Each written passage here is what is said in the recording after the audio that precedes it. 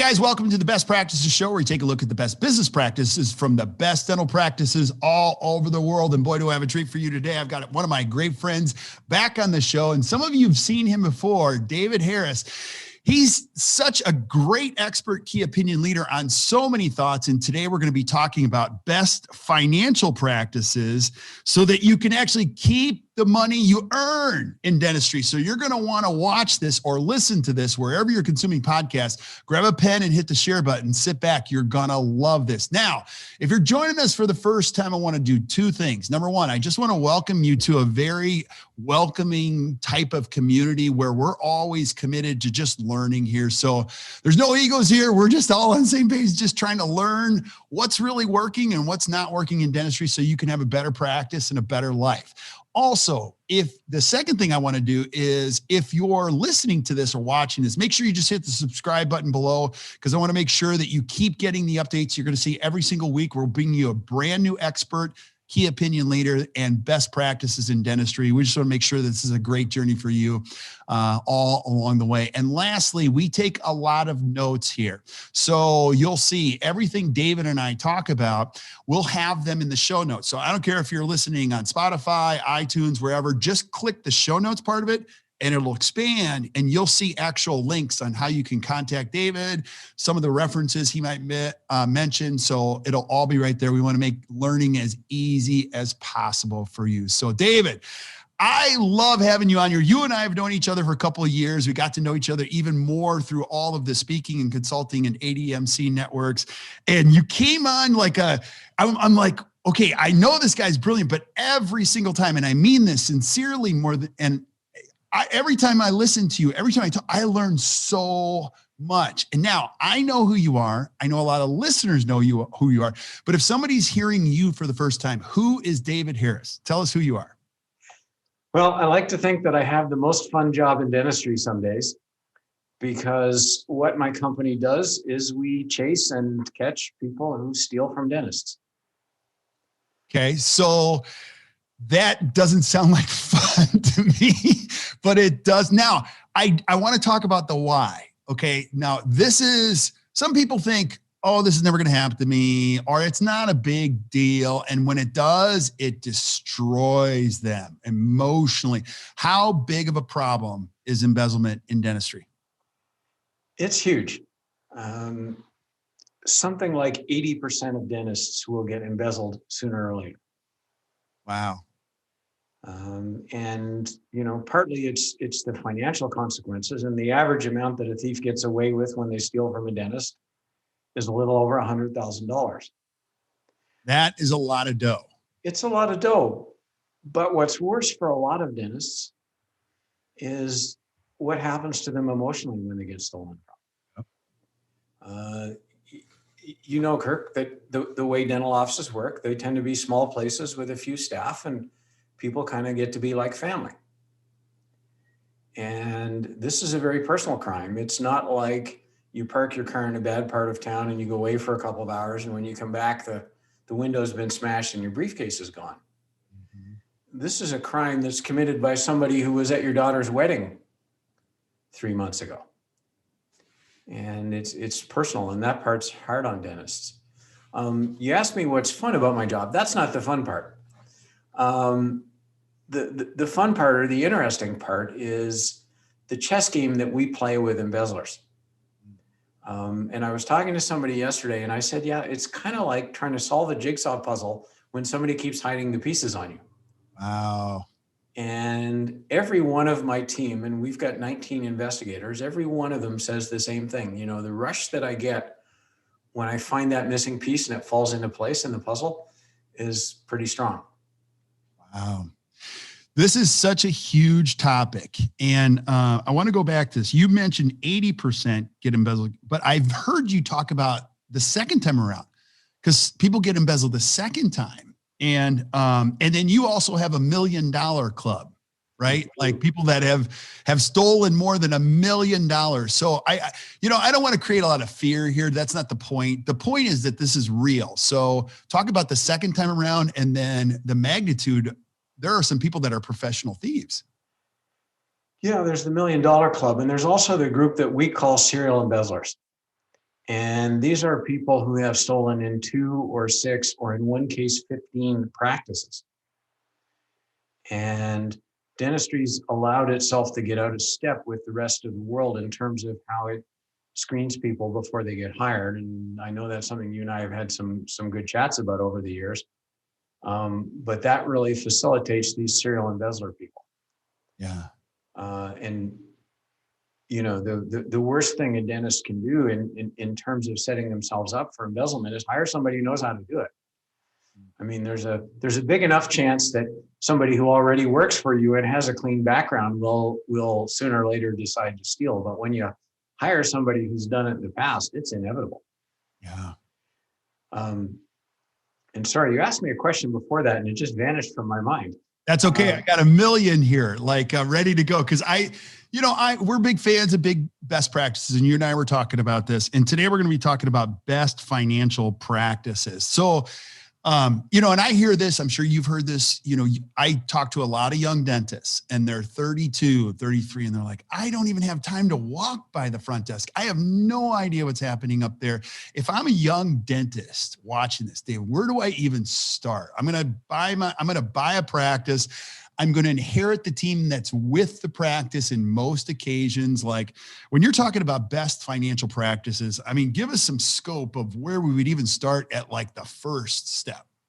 Absolutely. So your audience know this. Almost every practice is computerized. They all have something called practice management software, which could be Dentrix or EagleSoft or Curve or Open Dental or OrthoTrack. And that software does a lot of things. I mean, it keeps the appointment book, it keeps clinical notes, but it also runs the financial backbone of the practice. And one of the things that it keeps track of is how much money it was told was collected today and what form that money takes. And the really, really basic step, which in my experience, about 35% of dentists don't do, is to compare how much money the software says was collected with what went in the bank. Wow. If that isn't done, what you're doing is you're opening the door to the stupidest, laziest thief on the planet. Okay? If you don't know how much money your software said was collected, then whether you take the deposit to the bank or you let a staff member do that, you suffer from the same problem. You don't know how much that deposit should have been. Right. And that opens the door to anybody to stick their fingers in your cookie jar and take your cookies. So there needs to be some concept in the head of the dentist of here's how much money should be going in the bank according to the practice management software. Now, there's a second possibility, which is that the software is lying to you, and I'll get there in a minute. But that basic comparison between software and bank, needs to happen. Now, here's the good news, and I'll go back to the 32-year-old new practice owner who you mentioned a minute ago, who doesn't have time to use the restroom, let alone any of the financial stuff. The good news is this is something that can be outsourced. In other words, the dentist doesn't have to do it herself or himself. They just need to know that it needs to happen. And when I say outsource, just so there's no misapprehension on the part of the audience, what I mean by that is that we need to get a third party who's not in the office to do the reconciliation. Somebody like an external bookkeeper. Okay. This can't be something that your office manager or your receptionist does, because that's kind of like handing the fox the keys to the hen house. Right. Right. And I know you're always careful about this, and I appreciate that. By listening to this, we're not going to make thieves better thieves. But also the reality of this is most of our audience are dentists, and most of them own their own practice. And you've been there, I've been there, where you have Judy up front. Judy's the sweetest person ever. Now, if I start putting in a system of checks and balances, what it's going to scream is, I don't trust her. And so we have to kind of separate the idea between this is best business practice and trust. I mean, I feel like people misdefine trust. Do you know what I mean? I have teenage daughters. They say, don't you trust me? I go, I trust you all the time. I'm always going to verify what time you got home. So what would you say about the whole trust thing? Like, you hear that. I do. And I'll say a couple of things. First of all, the way that humans deal with trust is interesting. When you meet somebody very early on in the relationship, you kind of ask yourself the question, can I trust this person? And once you answer that question, you lock it up and you never, ever revisit it.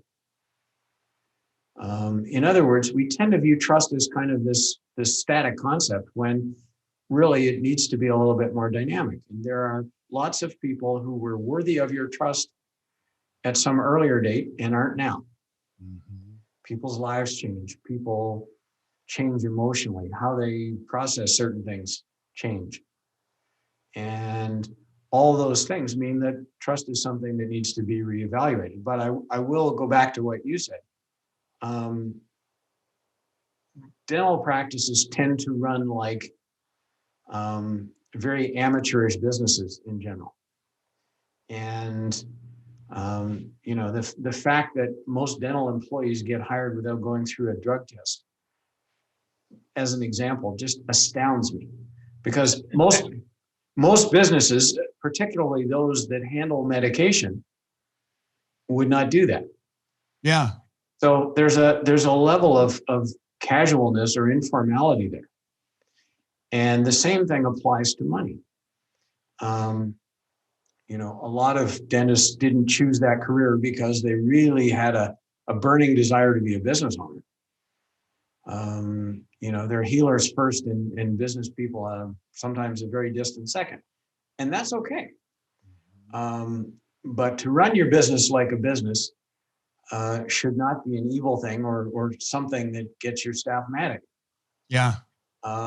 If they don't like that, I'm starting to question their agendas. That is so interesting. I never thought about the drug testing. I got a friend who has a juicing company. He drug tests everybody. It's a juicing. They make juices, Yeah, I mean, FedEx drug tests everybody. And they don't have prescription pads in the vans. Yeah. Like, the way dental practices do in the operatories. Wow. So there's this kind of country club culture in dentistry that is starting to show its limits. Mm-hmm.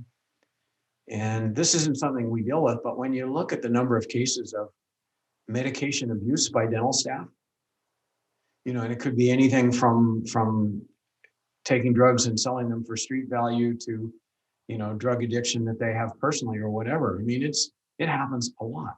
Right.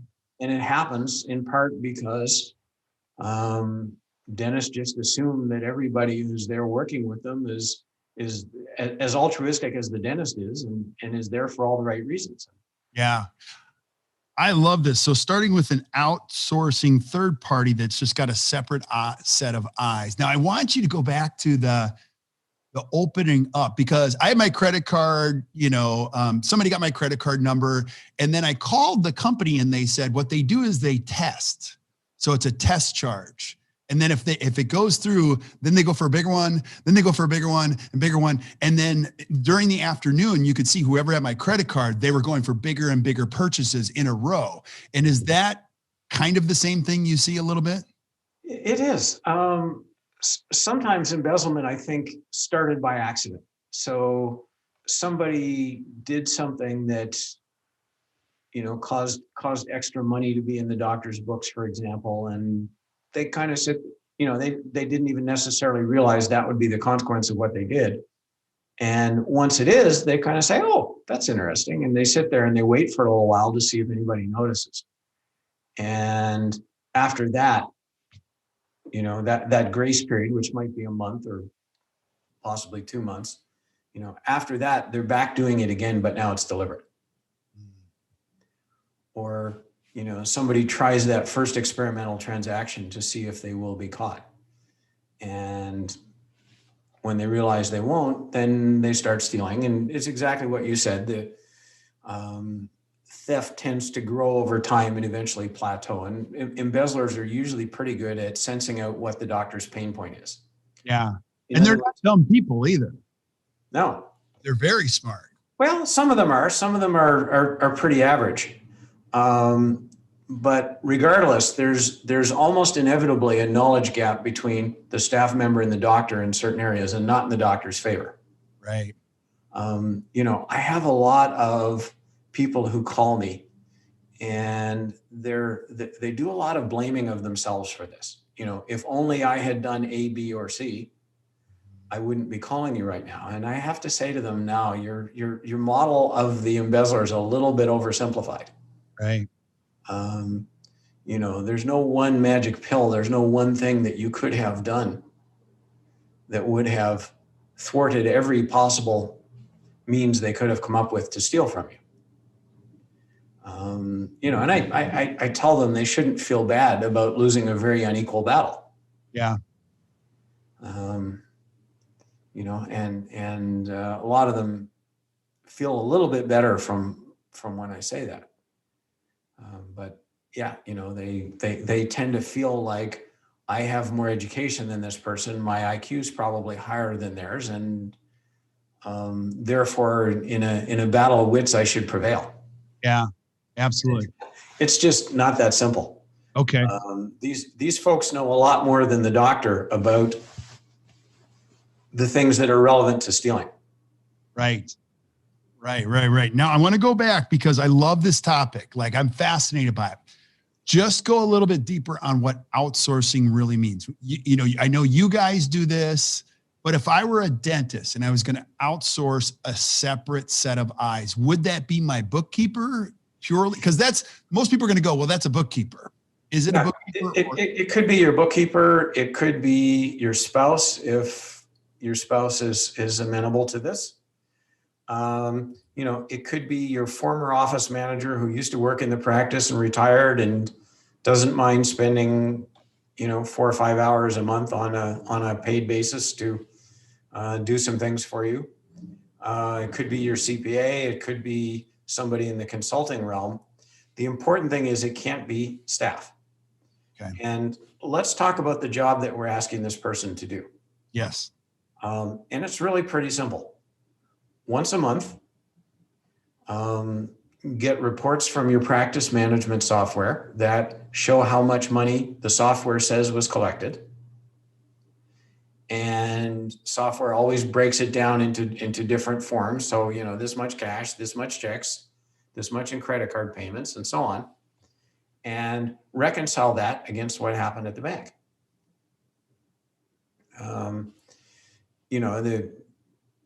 The challenge in doing this is there are some timing differences. For example, if a patient comes in and pays by credit card, your software records that today, but it probably won't hit your bank account for a couple of days because there's a little processing lag that happens. Right. So the person doing this work needs to deal with a couple of little timing issues. When you do this a month at a time, as opposed to trying to do it every single day, a lot of that timing stuff sorts itself out. Right. Which makes it easier. So really what the person doing this look over needs to do is to make sure that the amount that went into the bank is what the software said it should be. Right. And like I say, if you're not looking at that, then the most unimaginative, unmotivated thief can still steal from you. Yeah. As soon as you look at that, embezzlement still happens, but you've upped the ante considerably, because now to steal, what somebody's going to have to do is they're going to have to teach your software to lie. Okay. Yeah. Now we're going to go back to this, because again, I love this. Just like you said, it's a country club atmosphere. It's not really well-run business. I'm a dentist. I'm trying to be a nice guy. How do I share this with a new team member I've just hired? Say, look, we're going to have a separate set of eyes on everything. Just want to let you know up front. It's part of the expectation in here, or, give me some coaching on that. How would I communicate? Well, the first question is, do they need to know it all? Okay. Good question. And I'm not sure they do. Right. In other words, this isn't somebody who comes into your practice and does this. Typically, this stuff can all be done from 1,000 miles away if you want. Right. So, I'm not sure you necessarily need to tell your staff anything. Right. And, you know, if people are going to steal, I want to encourage them to take the easiest way out, because that's the easiest one to find. Right. In other words, why would we ever say to a staff member, you know what, I'm looking at you, so you really need to up your game here if you're going to steal. Wow. That sounds like a gauntlet that just shouldn't be tossed. No, it shouldn't. It shouldn't. So I'm not sure you have to say anything. Okay. But if you did, you would just say that, you know, my CPA insists that we do our bookkeeping monthly. Yep. And, you know, we keep our stuff up to date so that I'm not showing up at her office, you know, 3 days before the tax filing date with a shoebox saying, make some sense of this stuff. Right. Now I have a whole bunch of weird stuff going on in my head as you're saying all this, because I'm like, oh my gosh, I'm seeing things. I've been doing this for more than 23 years. And dentistry is full of amazing people. It's an incredibly noble profession. And then you've got this small segment. You're like, oh my gosh. And a dentist will keep a team member. I've always thought to myself, the best team members love accountability. They love it. They love people that don't like accountability. You should always be a little cautious. You know what I mean? They don't want to be tracked. They don't want to have goals. They don't want to. Yeah. Would you agree with that? Absolutely. In fact, one of my teams said something, and I wrote it down at the time because it was so profound. And what she said was that transparency is the first casualty of embezzlement. Wow. Say more about that. So what does that mean to you today? Well, what it means is if I'm a dental staff member and you are the dentist and you ask me a question, I should want you to see my integrity and to see that I know my job and, you know, that you pick the right person. I mean, that if I'm honest, that should be what I want to do. On the other hand, if I'm not honest, what I want to do is obfuscation. And, you know, you're going to ask me questions and you're going to get circular answers or, you know, the kind of subtle message that, doctor, this is far too complicated for you to understand. And, you know, why don't you just go back in your operatory and do some great dentistry and I'll look after this. Wow. So, you know, the lack of transparency, the lack of forthrightness, if that's a word, when I'm glad you nodded because I wasn't sure. I'm terrible at English, so it doesn't even matter. If, you know, the unwillingness to show you what I did and why I did it. Yeah, that's a warning sign. Yeah.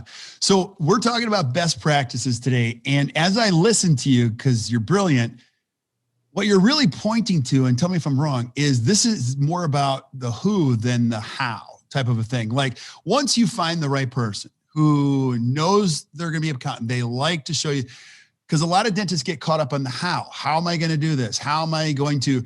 And so we said this earlier, drug testing would be an important thing. You're also going to be doing a better job. If you guys haven't listened to my previous podcast with David on hiring, listen to the whole thing. And one of the things you said was we're looking for the job that isn't listed on the resume. So if they pass the drug test, you know, like you do all your homework, you get them in, they like accountability, they like transparency.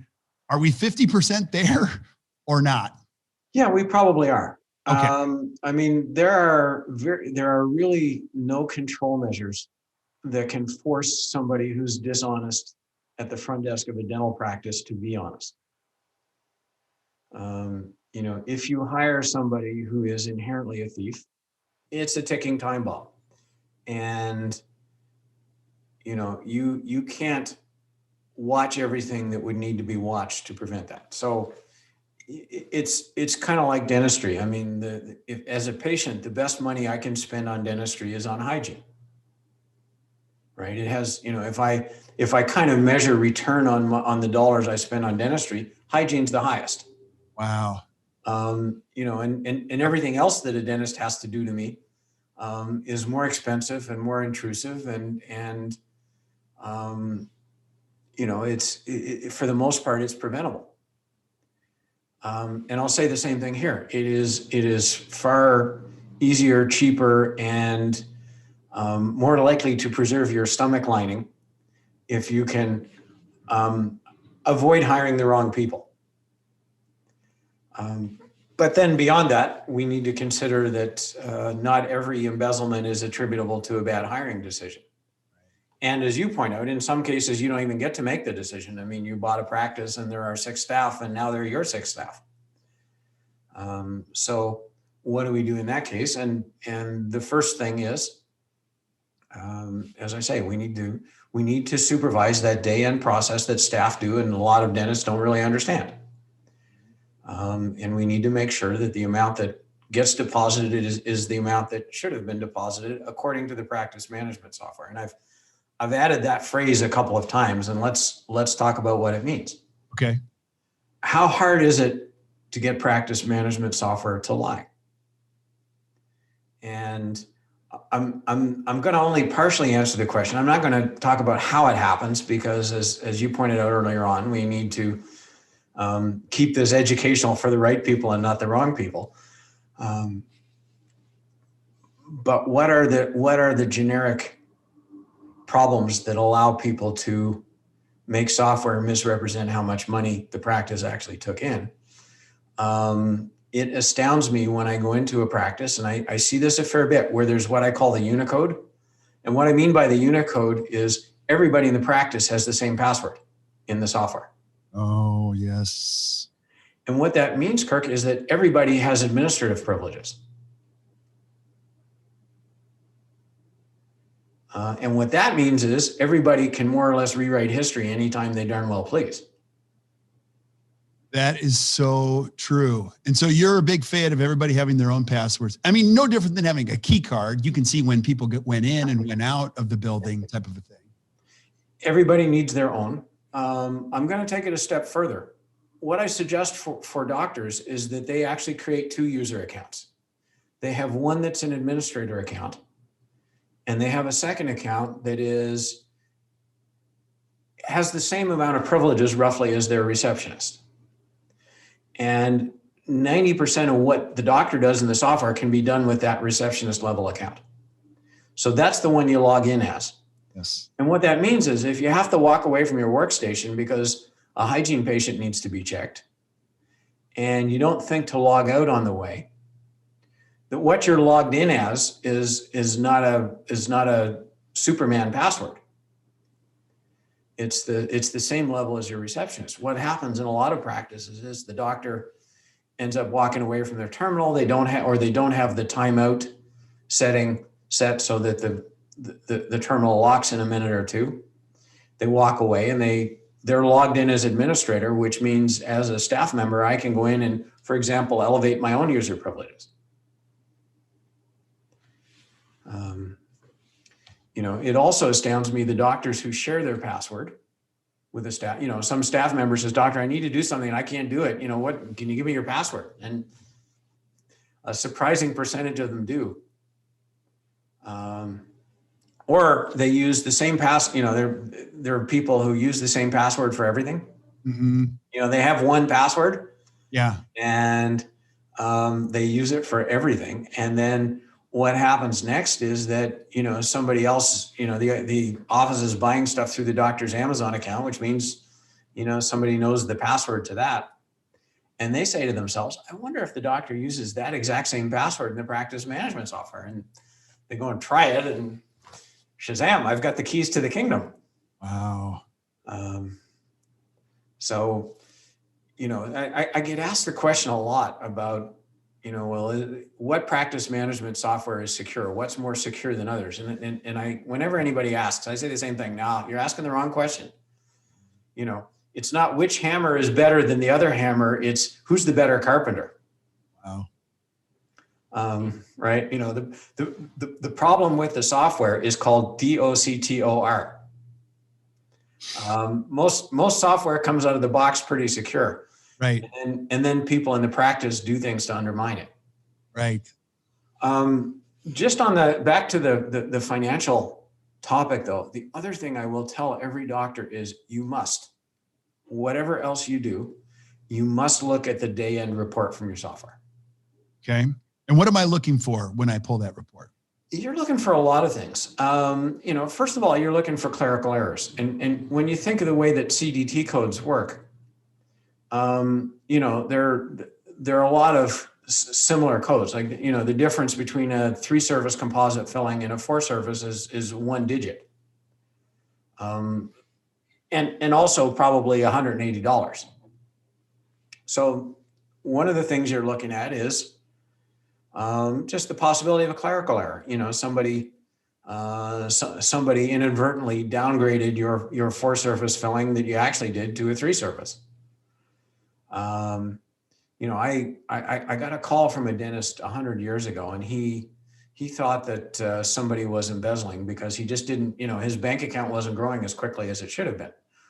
What I realized was that no radiography was being billed on any work done in the hygiene chairs. Oh. And it was just a little miscommunication between the hygienists and the front desk people. And this is kind of back in the days of paper charts. And there was about 80 grand a year that was just kind of vanishing because of this. And, which is an interesting story in itself. But the real problem was the doctor wasn't looking at his day end report. Had he looked at it, I'm pretty sure he would have noticed that, there were 100% of the patients in the hygiene chair were escaping without having any film taken. And the first question I asked him was, well, is your radiography up to date? And he said, I am obsessive about that. Like, if I go into a hygiene operatory and, there aren't fresh x-rays there, the hygienist is going to hear about it. Yeah. So the films are being taken, they just weren't being billed. And, if you don't look at that report, that kind of stuff will happen. And a lot of teaching your software to lie is visible on that report if you only look at it. Yeah. Now I have so many, like even today's COVID turned things upside down. Are there any new things we should be aware of? Were there things that you noticed in the pandemic that made it extra weird now? Yeah, there are a few things. First of all, there was a period of time when a lot of doctors furloughed their staff. And they were suddenly in the practice doing a bunch of things that normally staff would have done, like entering payments into software. And we got a lot of calls in kind of May, June from people who said, yeah, I'm suddenly a little more immersed in my practice management software than I have been in the past. And, I'm seeing something that doesn't look right. So there was some of that. The other thing I'll say is people steal for 2 reasons. Sometimes it's kind of ego-based. So it's somebody who feels like they're undercompensated and, the doctor's taking home millions and, it's all because of my efforts. These folks kind of look at their doctor as a high-functioning moron with good hands. And, it just seems a little unfair to these people that the doctors make in their perception a lot of money. And we know this too. Almost every staff member overestimates how much their doctor takes home. Yes. So, it's a perceived inequity that might be bigger than the real one. And so these people are stealing to address an ego deficit. The other group steal because they're 2 months behind in their mortgage payment. They're about to lose their house. And one of the things we have to understand about COVID is that it has created massive displacement through our economy. And there are a lot more people in that position than there were a year ago. So, if you have somebody whose spouse works for an airline or a restaurant or, any of the millions of entities that have had their earnings disrupted and had to furlough their employees. I'm not saying that every one of these people will solve their newfound financial problems by stealing. Right. But some of them will. Yeah. That is so true. So we need to be aware that, there are some people right now with a precarious existence. And as I say, some percentage of them, and I couldn't tell you what that percentage is, but some percentage of them will view helping themselves to the money coming into the practice as the solution to their problem. Yeah. Now, I love this stuff and I want you to keep us on the rail with true best practices, but give us some around the mail. I've heard this is a huge tiger for a lot of dentists to take, not only with bills, with payments coming in, like any best practices around what to do with the mail.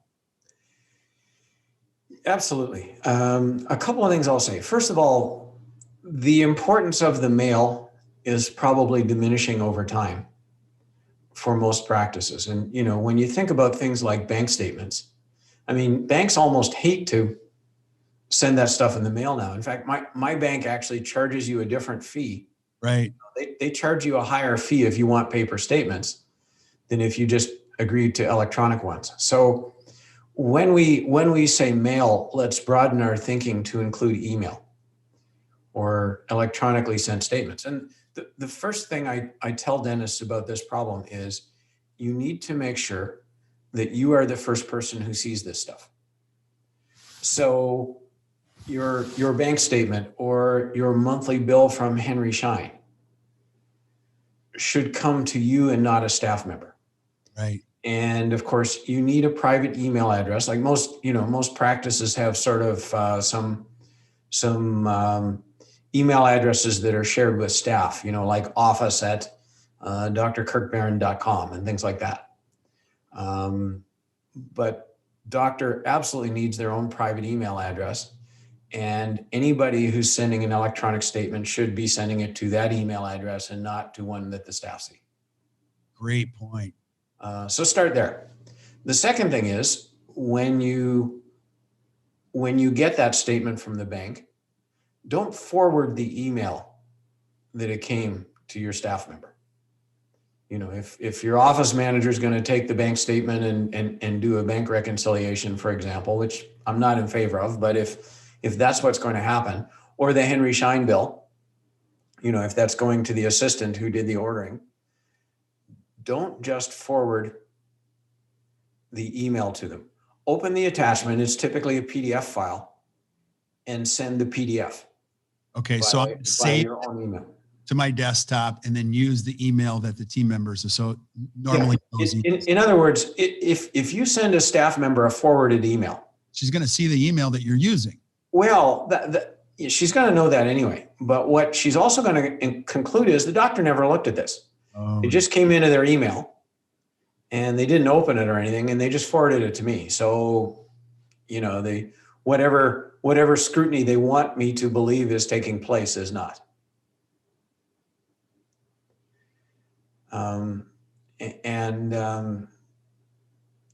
If you open the PDF and you send it from your PDF reader through the mail, now it strips off all the stuff that it came with.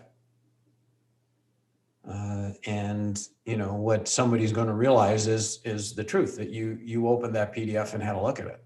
Yeah, that's a great point. So I'll mention that. One other caution that I'll give to doctors, and we've seen a lot of this in the past year. A lot of practices increasingly are buying things from Amazon. And of course, when you have an Amazon account and you have a credit card tied to it, there's no restriction on what you can buy. In other words, Amazon's not going to call you and say, I see you're running a dental practice here, but you just ordered a bicycle. Okay, it is all highly automated at their end. And you can send it anywhere you want. So something that doesn't necessarily dawn on a lot of doctors is if you have an Amazon account, once in a while, you need to look at the past orders. And Amazon keeps all that stuff. I mean, you can find what you ordered 5 years ago if you want. Yeah. But take a look through it. You can see what the delivery addresses were, and you can see what was bought. Yeah. I do that to audit my kids. I have to do that once a week. Just who the heck bought that? If you catch them, because if you don't catch kids, they keep ordering. Yeah. And people in dental practices aren't all that different. Right. Yeah. So, just as friendly advice to doctors, have a look at that Amazon account and great point. Just just see what's been ordered and where it's gone. And, we wrapped up a case the other day where somebody had milked the Amazon account to about the extent of $40,000 over a year. Oh, and of course, that was not their only game either. So, that was just that one facet of what they had done. yeah. Now, other things too, we're talking about best financial practices. Anything you would say, let's say I'm a dentist that participates a lot with insurance. Are there any nuances, anything I should know with insurances, like best practices? Yeah, there are a couple of things I'll say here. First of all, if your insurance if you're in network with the insurance, in other words, if we're talking about PPO stuff, almost inevitably there are adjustments that need to be made. In other words, if you think about what practice management software does, it bills everybody typically at what's called your UCR fee, usual, customary, and reasonable. So, you do a crown and your UCR is $720. Every time that CDT code is entered, your system will clock up $720. If a particular insurance company has contracted with you that they will pay $500 for a crown. Now, the problem that your office has is that we have the patient owing $720, whereas between the patient and the insurance, we need to get that down to $500. So there's a requirement to make what's called an adjustment. And that's fine. It's part of doing business with insurance companies. However, it's also licensed for staff to replace payments with adjustments and pocket money. So that needs to be the focus of every doctor when they're doing what I said they have to do at the end of each day, which is look at their practice management software report, because adjustments will show up on that report and they need to review them and make sure that, first of all, empirically they make sense. Right. In other words, there should not be a $220 adjustment on a $280 fee. That doesn't make sense. And the second thing is to insist that the software be set up for very specific adjustments. In other words, if we're in 3 PPOs, we should have one code that's adjustment Delta Dental. We should have a different code that's adjustment Sigma and a different code that's adjustment Humana. That is such a great, because we often see just one, they're all parceled into one thing. Yeah. And it's back to what you said about accountability or transparency. If I am stealing, I want one code, because it's a lot harder when there's just one code to look at an individual transaction and decide if it's legitimate or not.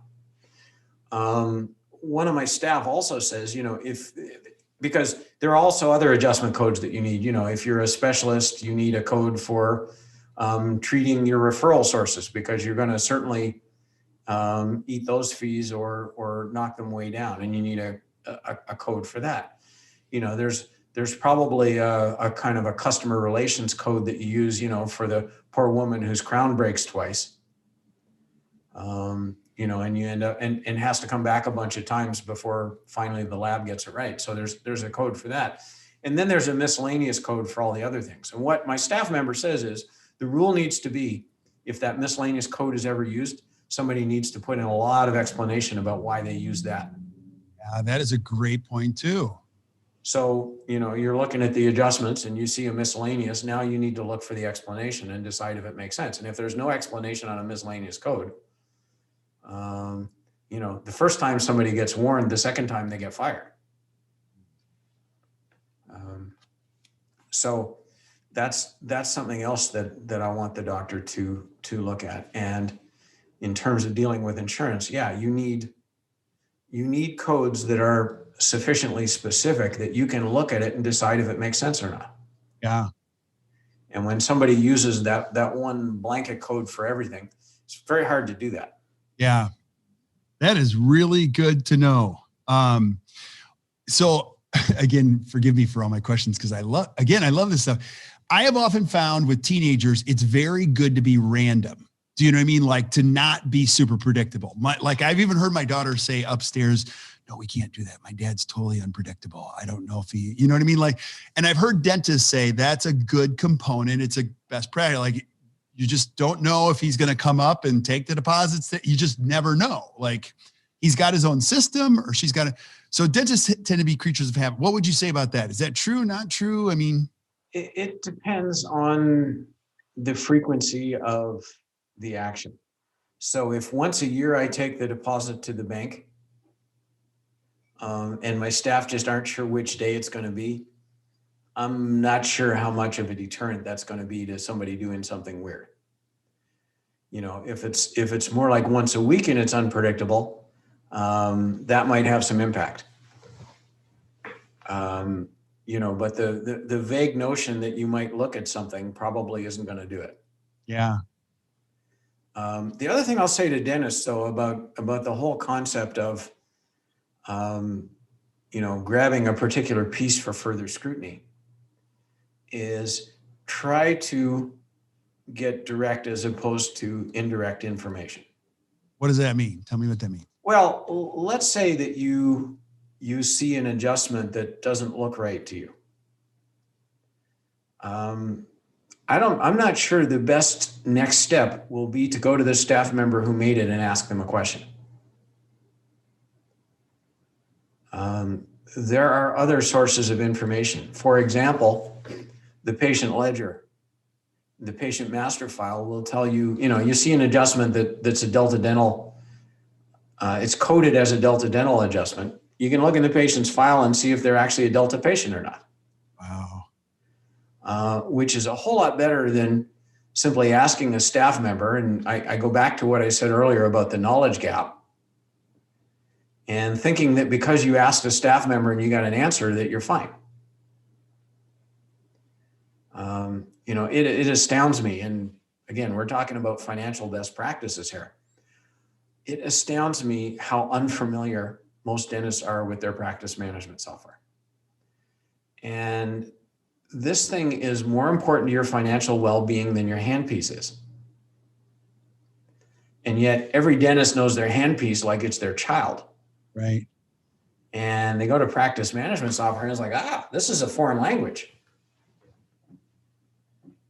So how proficient do I need to be in the software if I'm a dentist? I mean, should I know a lot of it, the basics, everything? The intent here is not to make you a clone of your receptionist. Okay. In other words, there's a lot of stuff that they do that you probably don't really need to know how to do. What you should know how to do, though, is print reports yourself. You should know what the reports mean. You should know which ones you look at and which ones aren't terribly interesting to you. You should be able to look at a patient's ledger and make sense of it. And in case anybody's wondering, well, what the heck is a ledger? It's kind of the list of all the transactions that have happened on a specific patient. So the ledger will show treatment, it will show payments, and it will show adjustments. You need to be able to look at a patient's master file. So this is the part that has their name and their address and who their insurance is.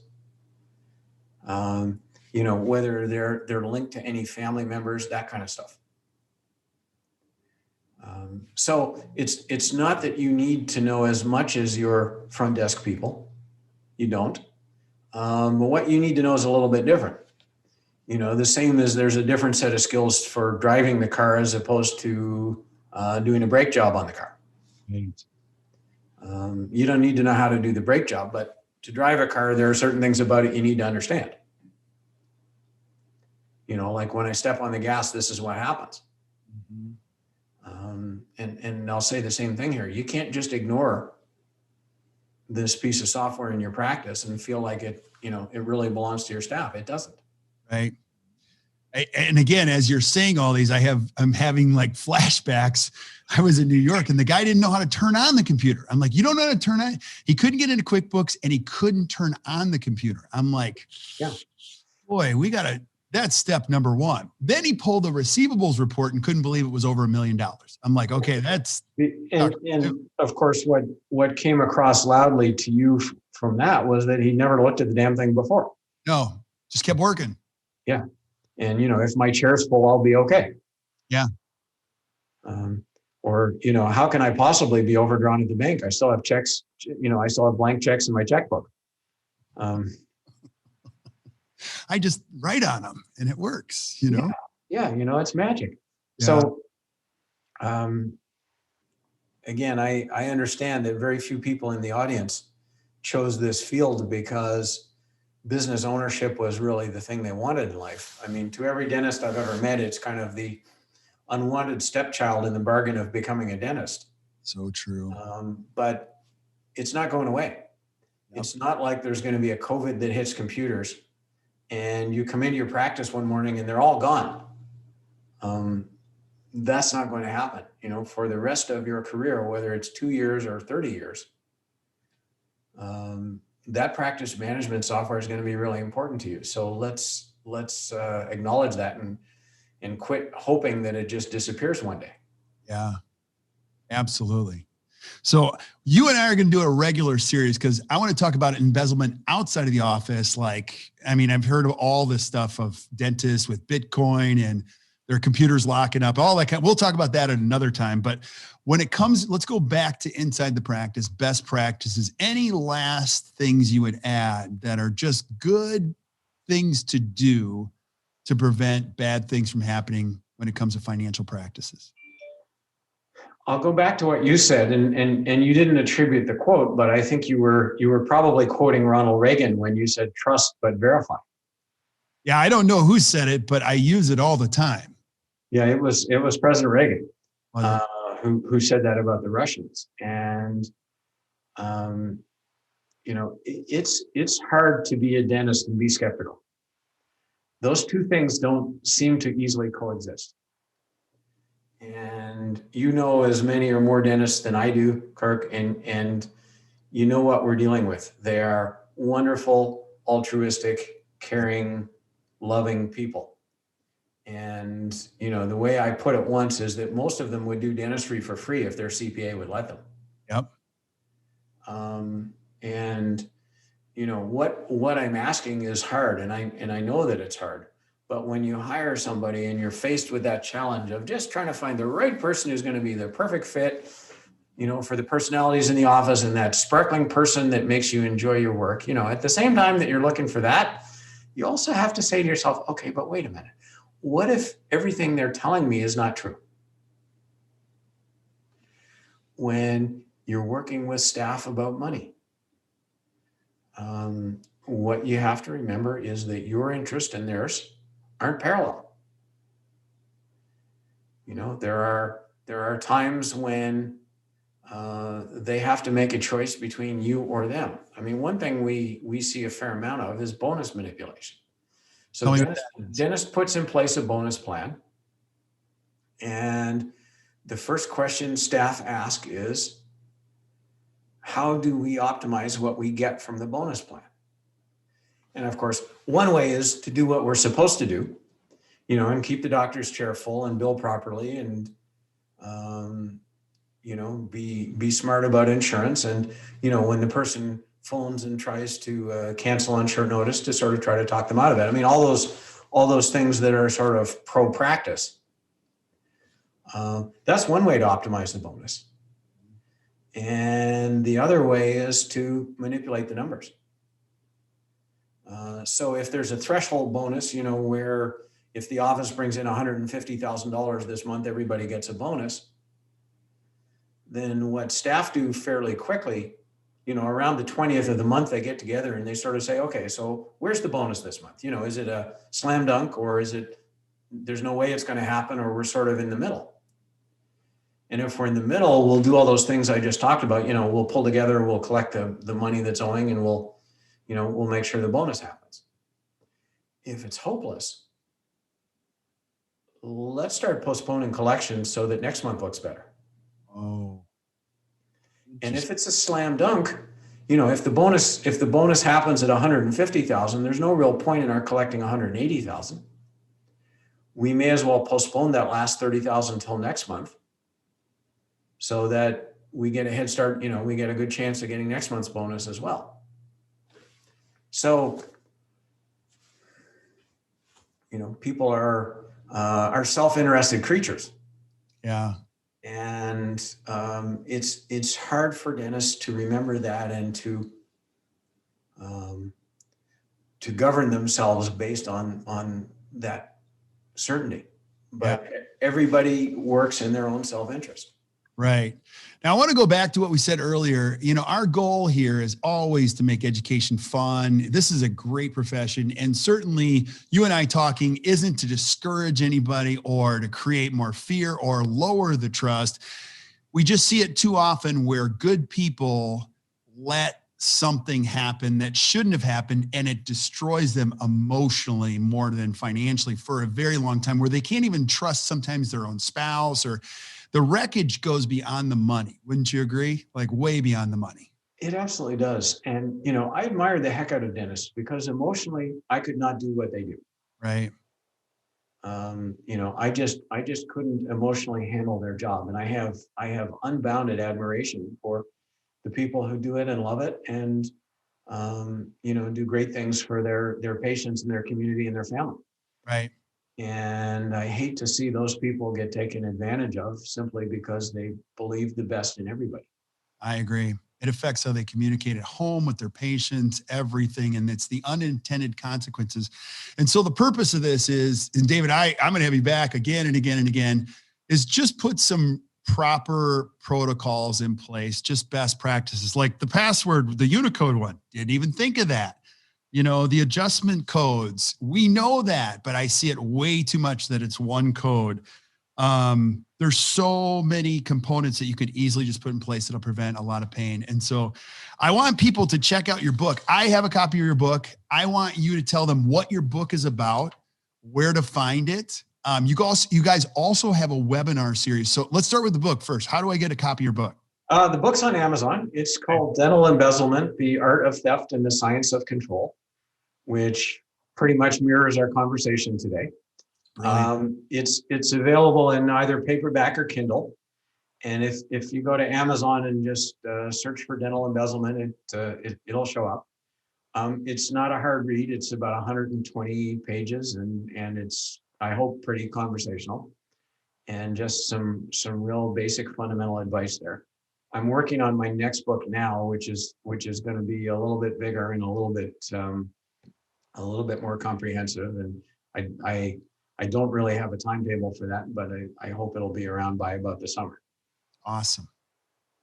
I would always, I type like this. I tried writing a book one time. It took me forever.